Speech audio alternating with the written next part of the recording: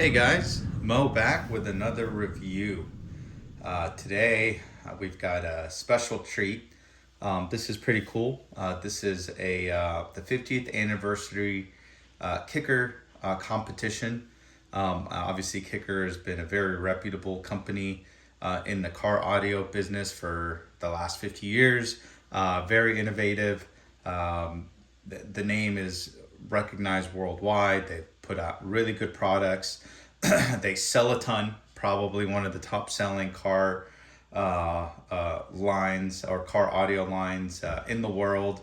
They've got variations of levels, whether it's the entry level that you might find at your local department store, or if you go to obviously any audio enthusiast shops where now they've got a lot of the heavier duty lines like the Solo X. So this particular one is the Gold Comp. If you remember, Kicker competitions have always just been the go-tos for entry level and budget subwoofers. They sound great. They're great for small enclosures, ported enclosures. They're affordable. Again, they probably get a bad reputation because they're not going to be rated for 1,000 watts or 2,000 watts, but they're great subwoofers that tend to end up being really good entry level for like that 3 to 400 watts RMS, 3 to 500 watts RMS, which, if you recall on some of the other forums, one of the most popular amplifiers that's sold ever on Amazon is the Kicker 400 watt RMS amplifier, right? Which is an ideal power level for someone who just wants to have a single subwoofer or maybe two small subwoofers in the trunk or in the rear storage compartment. Without having to rattle windows, but just for good music. So in this case, we've got the 50th anniversary of the Kicker competition. This is a 12-inch version. So as you can see here, 500 watts RMS and 1,000 peak. They call it the Gold 12. I haven't had a chance to actually open this up, and I figured I'd share this opportunity with you guys. Was able to kind of snatch a couple of these just to hold on to. I think it's kind of cool. Part of kind of the car audio history, especially a 50th anniversary for a company like Stillwater Designs out of Stillwater, Oklahoma. A lot of history behind it, which I probably don't know everything, but I know that being a young teenager, having those original Kicker solo barracks in the back, that was just one of the coolest sounding vehicles I've ever had, and they were great and they lasted forever. And it's kind of cool to be able to get on some of the forums and see that they're still available, like a marketplace and Facebook. So let's go ahead and open this together and see what we've got here. Actually, is there anything we need to know about this in the box? Competition subwoofer, okay, yep, that's known. So here we go. There's some specifications there. So 500 watts RMS, whether it's vented or sealed. So you can see kind of two lines here for the vented power rating, and then you've also got the same power capability in sealed. Now, in my experience, usually sealed enclosures, when you put subwoofers in there, they can handle a little bit more power than they can in the more of the free air resonance of a ported box. But that differs from subwoofer to subwoofer. So let's just see here. Any specifications that are important: single forum impedance, recommended anywhere from 250 watts RMS to 500 watts RMS, 1,000 max. Sealed enclosure volume recommendation is anywhere from 1 to 2 cubic feet, and vented enclosure looks at anywhere from 1.75 to 2.25 cubic feet. The frequency range that it's rated for, frequency response, is 25 hertz, which looks like it gets down pretty low, up to 500 hertz. And sensitivity is 86.9 dBs. So pretty high level. Here's some descriptions that they put on the box. So commemorative 50th anniversary edition, high excursion, designed for high output bass, forced air cooling for exceptional power handling, high temp dual 4-ohm voice coil. Oh, so it's a dual 4-ohm, okay. Oversized gold push terminals for maximum signal transfer, world-class Kicker durability and performance. Overall mounting depth into an enclosure, it looks like it's 5 3/4 inch. So that's from the bottom of the outside basket ring down to the bottom of the bottom plate of the magnet. And the cutout portion looks to be exactly at 11 inches. So pretty cool. Let's open it up and check it out. Here's the model number, 50 Gold 124. Now this said dual 4-ohm. I thought it was only a single voice coil. So let's just open it up and check it out. See what we got here. All right. So got our manual. I got a couple kicker stickers. All right, I like it. More than one. Boxing looks like it's pretty robust. All right, let's see. Weight, first impression. Pretty beefy, guys. Not too bad. Not too shabby at all. All right, so here it is. Let me get this box out of the way. I think we're done here. Overall packaging is what you would expect for a single 12-inch subwoofer. I got our fancy stickers that we like to put so we can tell everyone to break into our cars, right? Here we go. Let's unwrap this puppy and take a first look. I like this. Simple but classy. Really cool. Looks like it's a perforated. It's got some sort of texturing on the cone here. The dust cap looks like maybe a 5.5-inch dust cap. It is printed. Silk screened on here with the gold lettering for kicker, so it's not extruded or beveled on here, which is nice. It does have the nice kicker rubber butyl surround, so I like this because this is very robust and it tends to be a little bit more rigid, so it holds it. Again, it's part of the soft suspension of the subwoofer, so that's kind of cool. I see that they put some gasketing in the front. So I don't know if they expect people to rear mount these. So if you face it downward, but I see some gasketing here. It doesn't look like it's really just for visual. It looks like for a purpose. So that's cool. Overall, looks pretty cool from the front. Again, simple but classy and really like the old school look of kicker. So pretty cool. I will say dust cap is not as hard as I would think. Seems like a little soft. I can put my finger in here and I can kind of see a little bending. So I'm not sure if it's paper or polypropylene. If it is, it's pretty thin, but it's all good. All right, so let's take a look at the back here. All right. So I do see it's dual 4-ohm voice coils. You've got one set of gold push spring terminals here and another set on the other side, so we can confirm that it's dual 4-ohm voice coil. Look at the back plate here. Let's bring it a little bit closer. Let's see, uniplate, extended pole, Stillwater Designs, competition gold by Stillwater Designs, row house compliant, which means lead free. And again, it's got the gold covering. You can see the magnet. It's got the boot cover on here. Oh, excuse me. You've got the boot cover to protect the magnet with the kicker emblem on there. You've got the model number, so 50 Gold 124. All right, so 12-inch 4-ohm. So there you go. Push springs terminals. Looks like you can probably get some 8-gauge in there. So pretty beefy. Of course, you don't need to put that much wire, especially when it's only rated for 500 watts RMS. Let's see, I see some additional accessories. I'm not sure what this kicker thing is here, but maybe it's part for their installation. And so initial look, I like it. You've got the yellow mylar type spider in here. It looks like maybe a 4.5-inch to a 5-inch spider. I do see a spider ring that holds it in place, but it's actually glued. So it looks like they did use a ring on the inside, but it was glued instead of screwed on. So I don't think they have any intent for folks to be able to repair these. But overall, first quality, pretty nice. Simple, sleek. I want to say classy, just because there's not a lot of like, it's not very gaudy, as you can say, not over the top, especially being for their gold edition. You do have some foam surround at the very bottom, which is nice to be able to seal in the box. As you're aware, I'm a big fan of the overall big rubber gasket around the outside frame because it does seal it from the top or bottom if you chose to. Plus, it looks better As you can see, they probably could have used it here. I'm not sure why they didn't.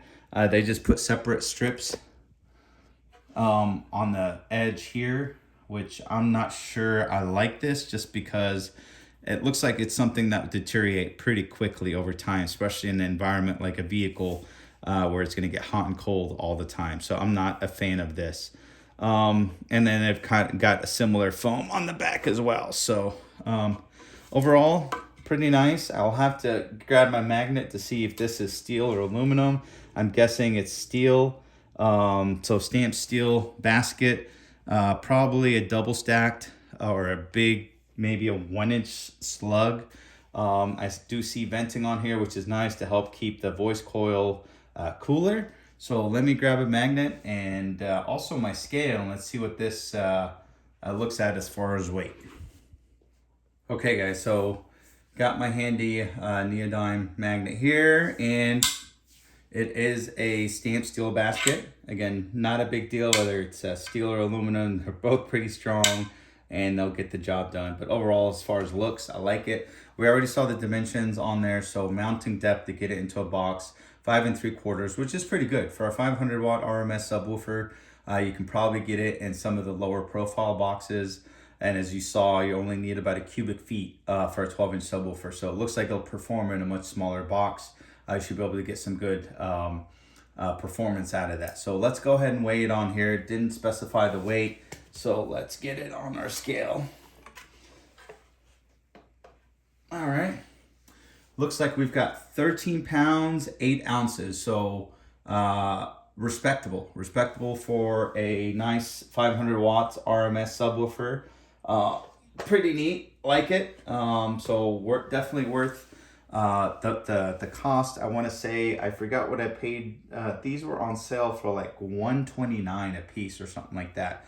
So again, yes, there's a lot more competitive subwoofers that you can get at that same price point. Obviously some others that I've reviewed in the past on my channel. But then you've got the nostalgia here of Kicker, right? Kicker's been around a long time. This is pretty cool. I'm sure they're very proud to have their 50th anniversary build, and they put some time into the design.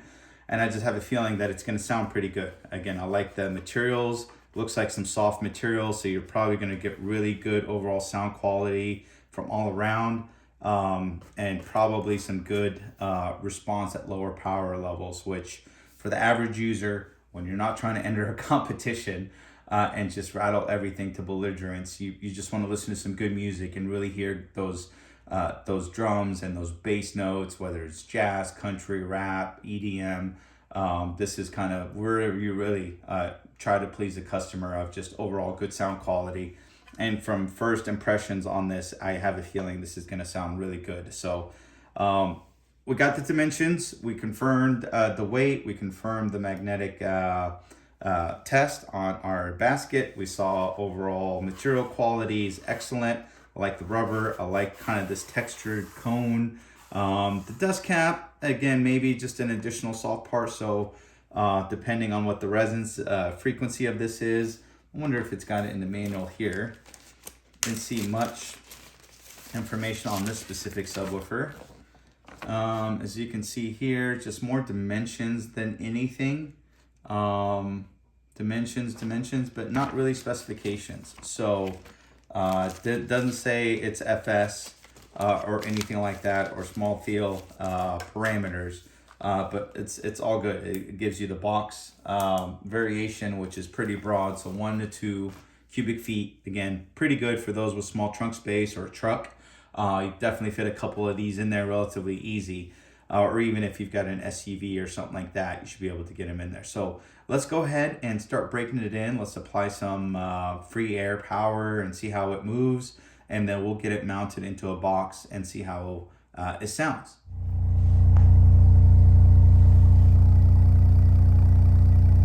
Here it is, guys. So we're just getting it stretched out a little bit, running I think this is 20 to 30 hertz cycling to kind of loosen up the soft parts a little bit.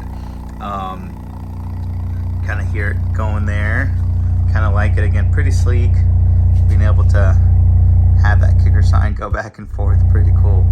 But overall, nice sounding subwoofer. I see a lot of ventilation.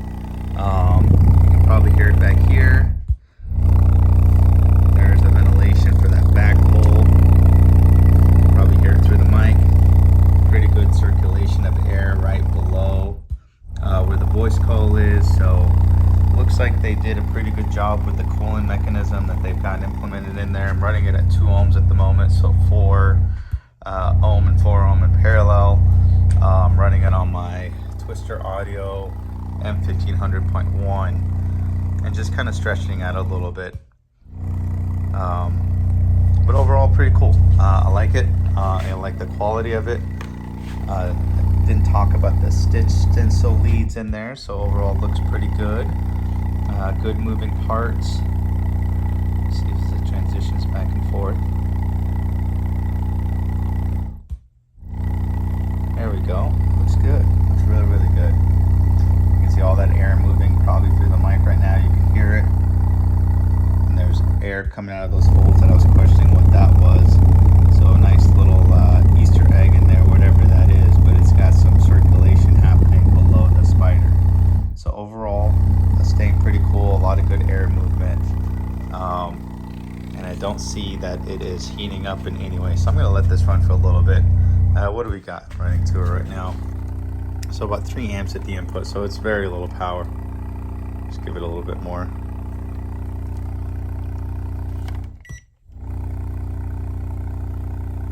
I have to calibrate that, but it still looks good. Looks good. I think the next thing is we'll go ahead and get it into a box and just see how it sounds. So far, so good.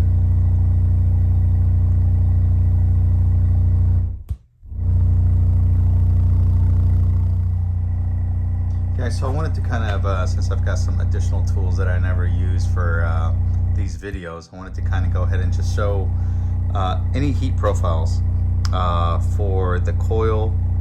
So here we'd be looking right through the dust cap, so we're looking at about 70 degrees. Again, that's almost room temperature. And we're gonna come around here and now start looking at where the coil is down below where the spider.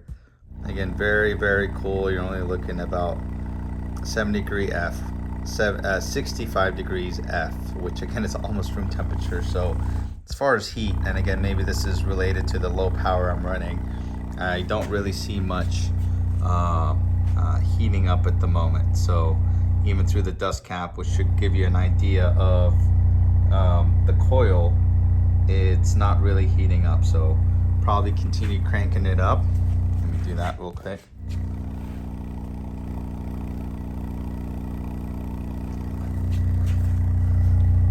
See if it heats up anymore.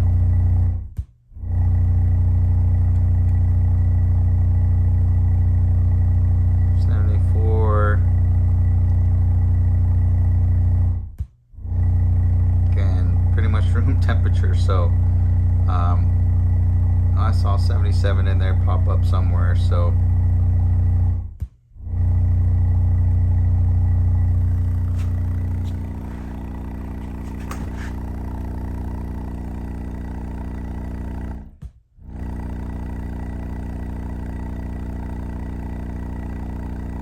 nope, not seeing any dramatic temperature increases here. Trying to go look back at the bottom plate. Again, all 70s. So staying pretty cool.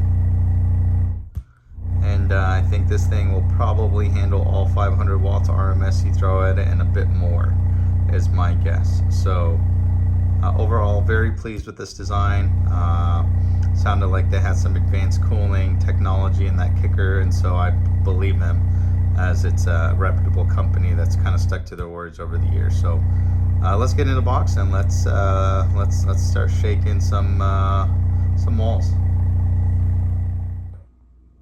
Hey guys, so funny thing, by the time I was able to complete the last clip, I had to kind of wait for a different day to find a box and put the subwoofer in it. So in between that time and now, I actually had to sell the subwoofers. I told a buddy of mine who's also a client that I had them, and he just got super excited, and it was must that he have the two 12-inch subwoofers that I had in my possession. So unfortunately, I never got a chance to actually get a video of it playing in the box.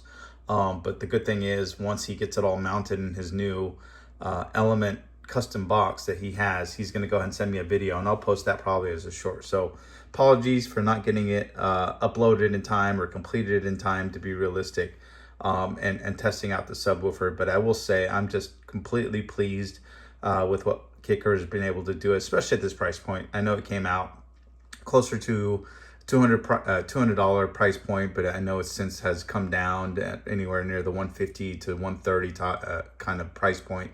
And for what you're getting, for the reputation, for the company, again, I was very impressed with the amount of air. And as you saw in the temperature, my FLIR, that it was actually staying pretty cool with lower power levels. So I'm pleased. I know he's very excited to get the subwoofer mounted. So I'm looking forward to seeing how it is actually in an actual enclosed enclosure, and getting it into his, I believe he's putting it in a hatchback or a small 4-door sedan. So that being said, stay tuned. As soon as I get some video from him, I will upload it. But thanks again for tuning in.